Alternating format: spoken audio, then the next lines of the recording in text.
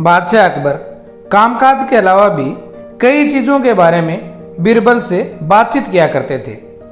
ऐसे ही बैठे बैठे एक दिन बादशाह ने बीरबल से पूछा कि इस दुनिया में सबसे बड़ा हथियार तुम्हारे हिसाब से कौन सा होता है। इस बात के जवाब में बीरबल ने कहा कि संसार में आत्मविश्वास से बड़ा हथियार कुछ और हो ही नहीं सकता है। यह बात अकबर के समझ में नहीं आई, लेकिन फिर भी उन्होंने कुछ नहीं कहा। उनके मन में हुआ कि समय आने पर इस बात की परख की जाएगी।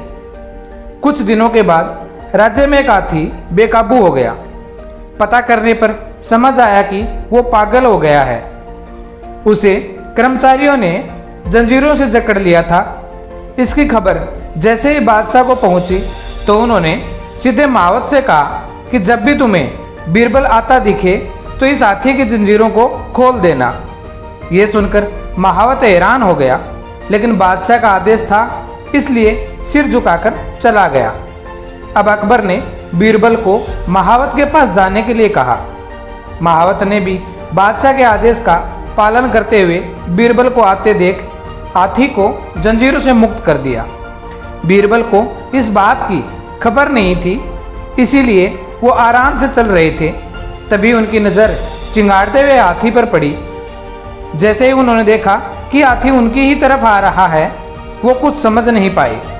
कुछ ही देर में उनके दिमाग में हुआ कि बादशाह ने मेरी आत्मविश्वास वाली बात को परखने के लिए ही इस हाथी को मेरे पीछे छोड़ने का आदेश दिया होगा।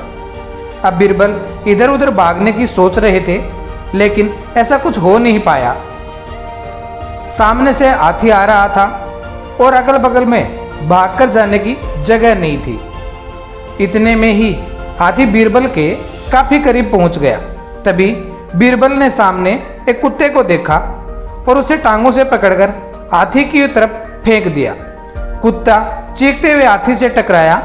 उसकी ऐसी चीख सुनकर हाथी वापस उल्टी दिशा में भागने लगा। कुछ ही देर में इस बारे में बादशाह अकबर को पता चला। तब जाकर उन्होंने माना कि आत्मविश्वास ही मनुष्य का सबसे बड़ा हथियार है। इस तरह एक बार फिर बीरबल ने अपनी बुद्धि का लोहा मनवा दिया।